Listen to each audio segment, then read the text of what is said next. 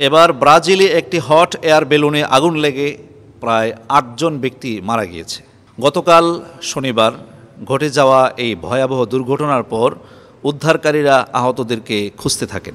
গতকাল ২১শে জুন রোজ শনিবার ব্রাজিলের রাজধানী ব্রাসিলিয়া থেকে প্রায় ১০৮১ কিলোমিটার দক্ষিণে অবস্থিত প্রাইয়া গ্রান্ড নামক একটি শহরে এই বেলুনটি উঠছিল। বেলুনটিতে প্রায় ২১ জন ছিলেন।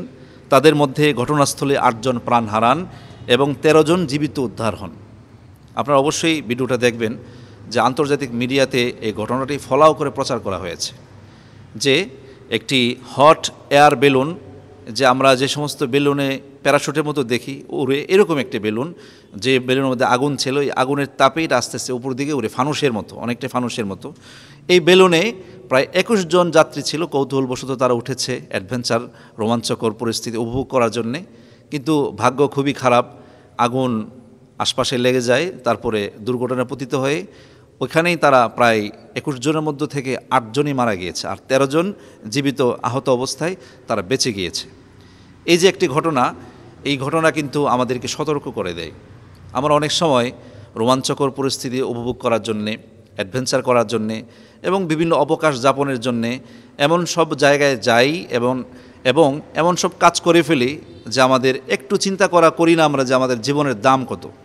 অনেকেই এমন আছেন যে আজ থেকে প্রায় ৪-৫ দিন আগে একটা নিউজ দেখেছি যে কক্সবাজারে বাবা এবং সন্তান গিয়েছে গোসল করতে। সন্তান পানির ঢেউয়ের চোটে একটু দূরে চলে যাওয়াতে বাবা তার সন্তানকে বাঁচাতে গিয়ে বাবা সন্তান দুজনই মারা গিয়েছে। কক্সবাজারে এই ঘটনা।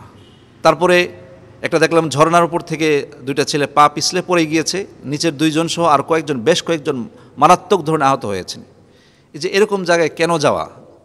যাই ভালো কথা, আমরা দেখি আল্লাহ তাআলার সৌন্দর্য, আল্লাহ তাআলার পৃথিবী। কোরআন কারীমে আল্লাহ তাআলা বলেছেন সিরু ফিল আরদ, জমিনে ভ্রমণ করে দেখো। কিন্তু দেখার অর্থ এই না যে আপনি আপনার জীবনকে মৃত্যুর সামনে আপনি সঁপে দেবেন, এমনটা করা কখনোই উচিত নয়। নিজের অবস্থাকে নিজের জীবনকে বিপন্ন করে দেওয়া উচিত হবে না। পৃথিবীর কোনো মানুষ চাইলে বাঁচতে পারে না, মৃত্যু অবধারিত। কিন্তু ইচ্ছে করেই যদি আপনি মৃত্যুর কবলে পড়ে যান, ইচ্ছে করেই যদি আপনি একটা গর্তের মধ্যে পড়ে যান, তাহলে আপনাকে কে বাঁচাবে? এজন্য আমাদেরকে সব সময় সতর্ক থাকা উচিত। বিশেষ করে প্যারাশুটে ওঠার সময়, বেলুনে চড়ার সময়, কক্সবাজারে সি বিচে গোসল করার সময়, পাহাড়ি ঝর্ণা এলাকা দেখার সময় এবং এমনকি যত ধরনের জার্নি আছে, সফর আছে, ভ্রমণ আছে, অবকাশ যাপন আছে, এগুলোতে গিয়ে আমরা যেন নিজের অস্তিত্বকে বিলীন করে না দিই। নিজে সবসময় যেন নিজের এই মন মস্তিষ্ক সব কিছু যেন আমরা সতর্কতার সাথে পরিচালনা করি, যেন আনন্দটা আমাদের জন্য সুখ বয়ে না আনে। এই যে ৮ জন লোক মারা গেল, নিশ্চয়ই তাদের পরিবার আছে, মা আছে, বাবা আছে, সন্তান আছে। এই পরিবারের কি হবে? আমরা দেখি প্রায়শই যে ট্রেন থেকে যাত্রী পড়ে গিয়ে মারা গেছে, রাস্তায় হাঁটছে, ট্রেনের রাস্তার উপরে গল্পগুজব করতে করতে হাঁটছে, ট্রেনের চাকায় পড়ে, ট্রেনে কাটা পড়ে মারা গিয়েছে অনেক। এই যে গত 3 দিন আগে চট্টগ্রামের মিরসরাইয়ে প্রায় 3 জন যুবক, 3 জন কিশোর, তারা রেল লাইনে বসে বসে কী যেন খেলতেছিল, হয়তো পাবজি খেলছিল অথবা লুডো খেলতেছিল অথবা অন্য আড্ডায় মশগুল ছিল। তাদের অগোচরে হঠাৎ করে ট্রেন এসে তাদেরকে একেবারে পিষে ফেলেছে, 3 জনই মারা গিয়েছে। এজন্য আসুন আমরা আমাদের জীবন সম্পর্কে সতর্ক হই। আল্লাহ তাআলার সৌন্দর্যে মণ্ডিত এই পৃথিবী আমরা দেখি, ঘুরি, কোনো অসুবিধা নেই।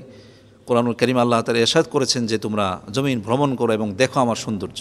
এজন্য আমরা যে কোনো অবকাশ যাপনে অথবা যে কোনো সফরে, ট্যুরস বলেন, ট্রাভেলস বলেন, যে কোনো জায়গায় আমরা যখন যাই, আমরা যেন অবশ্যই সতর্ক থাকি, আগে নিজে বাঁচি, তারপর সৌন্দর্য উপভোগ করি। আল্লাহ তাআলা আমাদের সকলকে হেদায়েত দান করুন এবং যাবতীয় অপমৃত্যু থেকে, নিকৃষ্ট মৃত্যু থেকে আল্লাহ তাআলা আমাদেরকে হেফাজত করুন এবং আমাদের হায়াতে আল্লাহ তাআলা বরকত দান করুন।